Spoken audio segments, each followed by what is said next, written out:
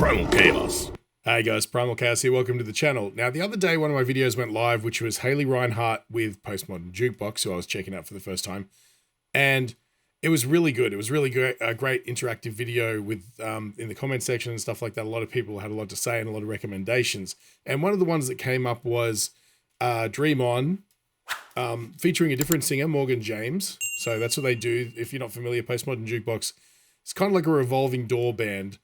Centered, I believe, and correct me if I'm wrong, because again, this is the second experience I've had with these guys, but Scott Bradley is the pianist who seems to be putting this project together and arranging the songs and things like that. And, you know, there seems to be this open door policy for guests that come and go and things like that. So it strikes me as really interesting. I love the origin story of why they sort of put this thing together. But more than anything, there just seems to be a lot of great sort of interpretations of songs coming through because of this whole thing. Now, looking at this thumbnail, or at least the first frame of the video, it's pretty clear that this is going to be a completely different experience. We still have, obviously, Scott on piano, but rather than woodwind or brass, we've still got the double bass drummer, but now a string trio. Oh, I guess it's a quartet if you include the bass, I suppose. That's actually interesting. I wonder how that track, because I mean, you got the makings of a jazz trio with a string trio with there, or is it just like, listen, let's not get into semantics, right? Either way, it looks like a great studio space. It's going to be really interesting to hear how this sounds. Dream On, I'm obviously familiar with as a song, being a long-time Aerosmith fan.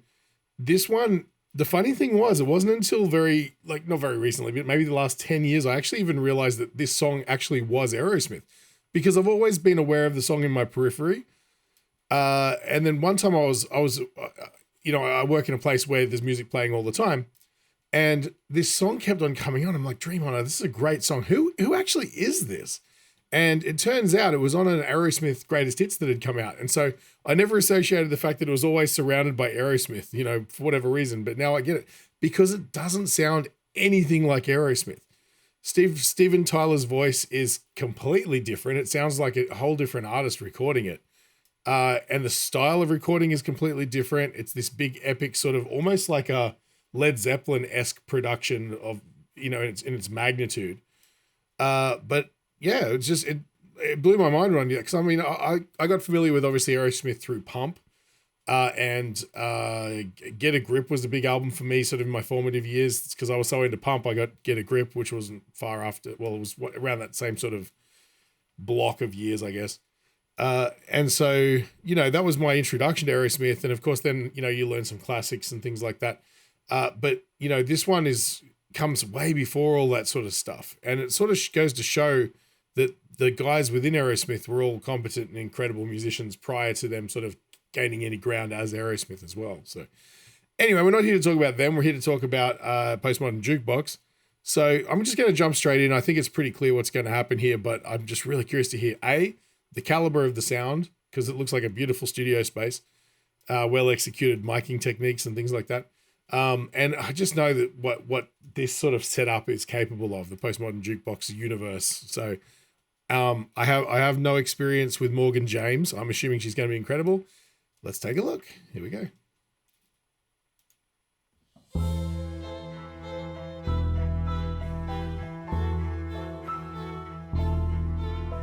Interesting timing.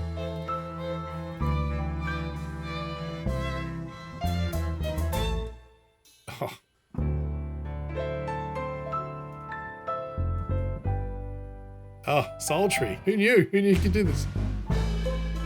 Every time I look in the mirror. Wow, okay. All these lines on my face getting clearer. Just my first impression. I don't want to lose too much of the momentum, but she's not starting this super low, and this song is rangy. It gets high. So I'm wondering if either she's going to reinterpret those high notes into this sort of schmoozy kind of jazzy sort of style, and reinterpret that, or if it's going to actually be, she's just got an incredible range, because she's starting, I would have assumed she'd come out and be coming out really low with this type of thing. Let's jump back a little bit. Oh, it's like velvet, right? All these lies my face getting clearer. The past is gone. Oh, that was It went by like dusk to dawn. Isn't that the way? Everybody's got their dues to pay.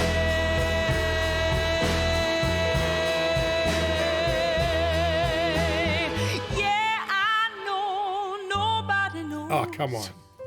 Where it comes or where it goes. I know it's everybody's sin. You got to lose to know how to win. It's a great lyric too. Wow.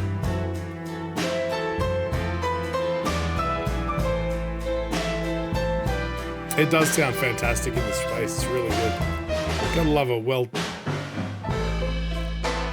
orchestrated string section. Life's in books, written pages, lived and learned from fools and from sages. You know it's true. All the things come down to you. Sing with me, sing for the years, sing for the laughter, sing for the tears. Sing with me just for today. Maybe tomorrow the good Lord take you away.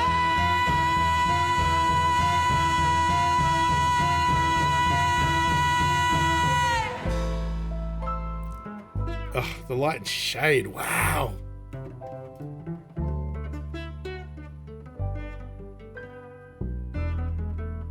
Cello solo. Oh, with the harmonics too. Wow, come on.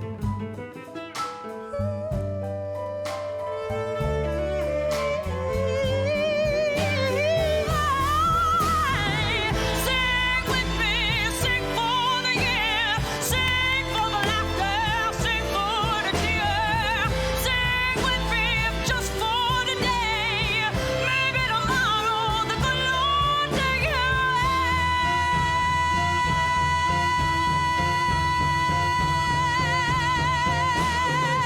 Dream on, dream on, dream on, dream till your dream comes true. Just putting every ounce of herself into this vocal, man. It's crazy. Dream on, dream on, dream on, dream till your dream comes true.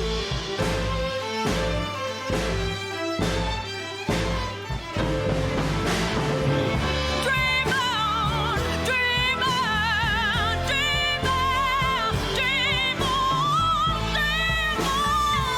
dream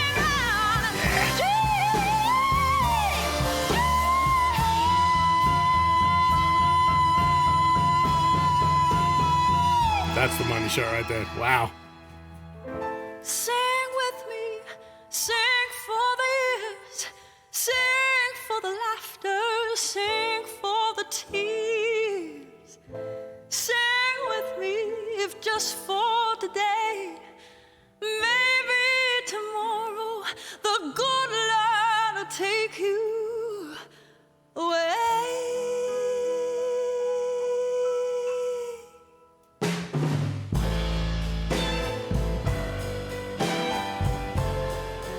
Almost sounds like it should be in a Bond film, eh?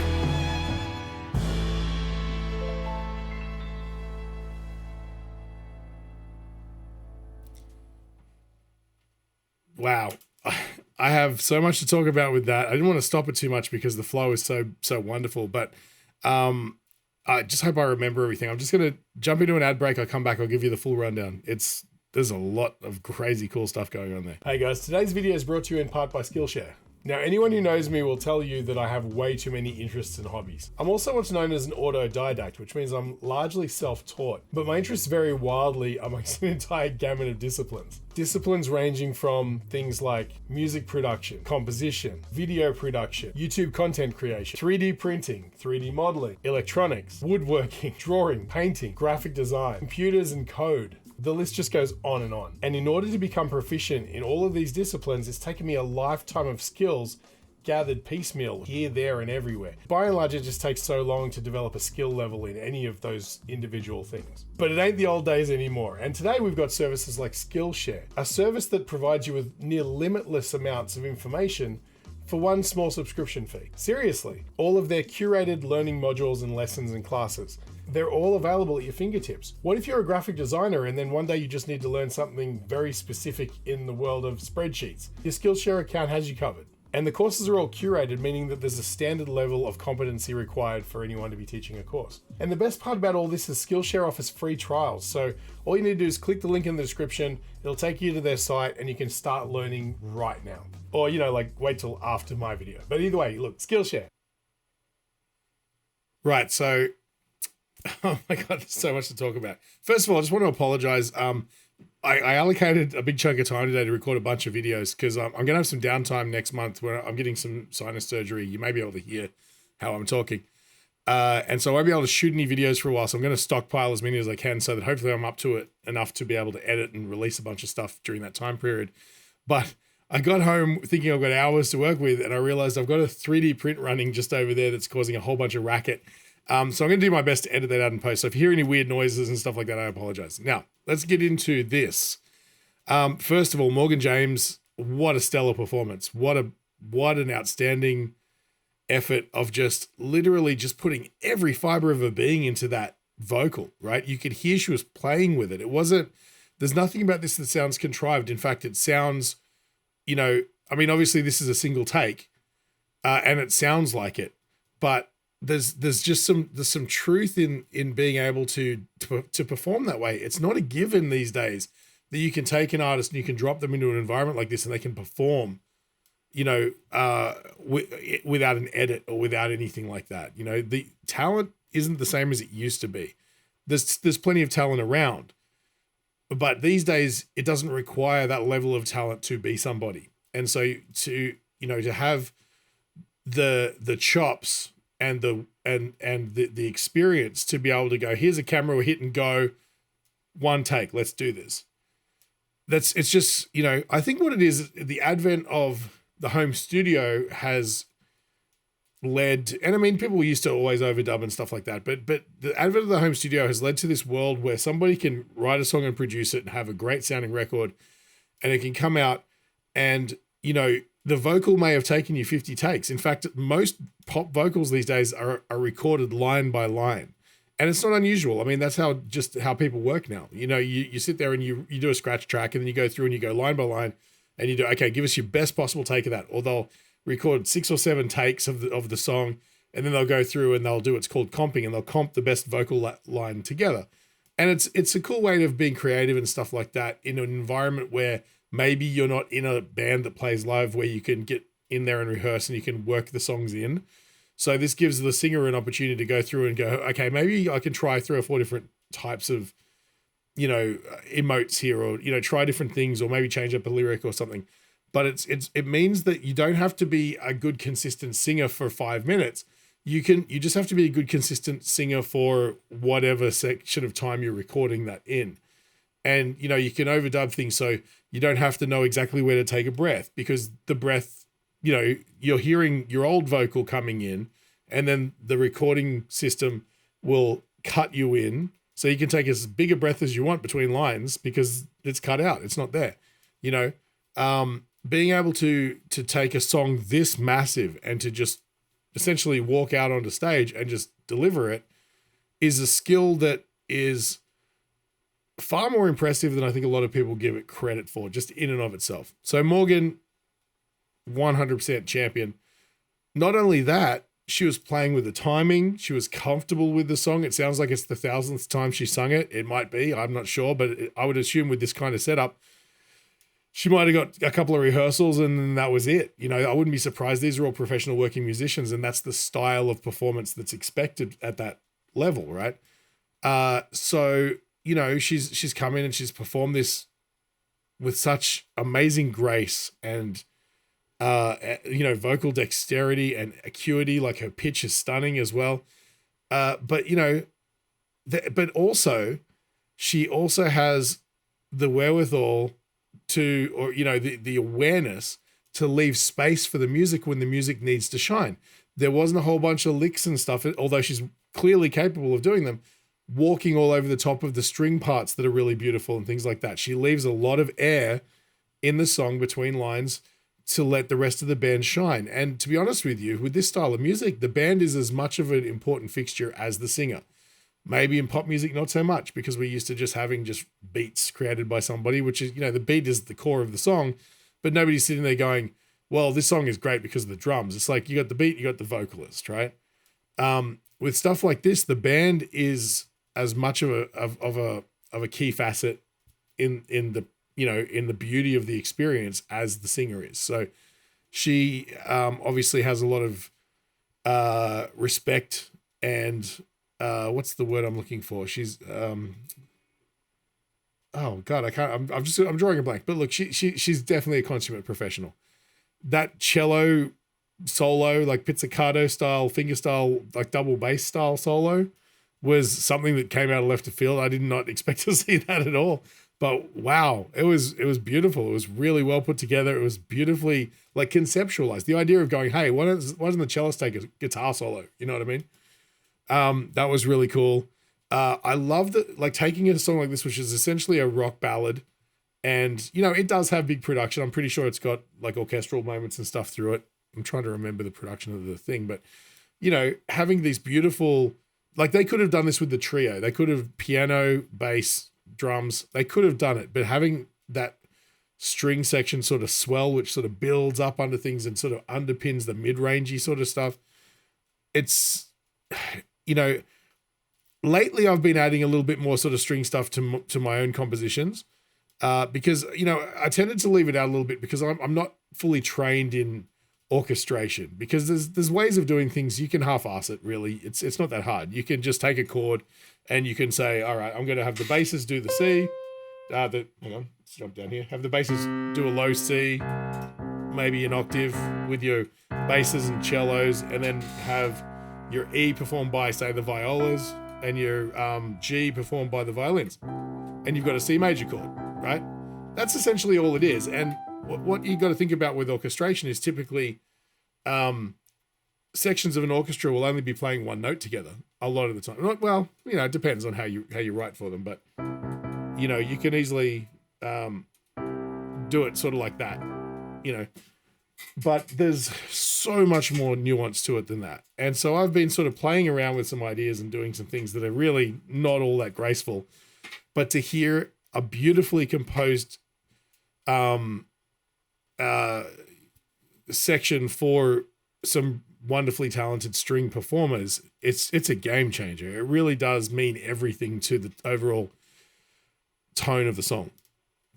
And so that's why this is working. That's why this is such an impressive performance and everything like that. Everybody here is at the top of their game. Obviously, Scott is a masterful composer. He's a brilliant pianist, obviously, but to put all this together and not only that, be capable of putting on, and I mean, I don't know, he may be collaborating with others. I really don't know.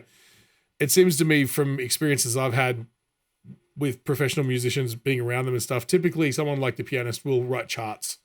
You can see the string players are all playing off charts, even the bass player. So he's probably composed it all and composed all of that orchestration as well. So hats off to him if that's the case. It's just a wonderful piece. Let me know what else there is. Point me in the direction of, like, what's the history with Morgan? Like, I wasn't familiar with Haley Reinhart either. And you guys filled me in that we know she was from American Idol and things like that. I'd love to know her origin story, Morgan's origin story, because she's clearly gifted. She's an amazing performer. Stunning. And I'd like to know more.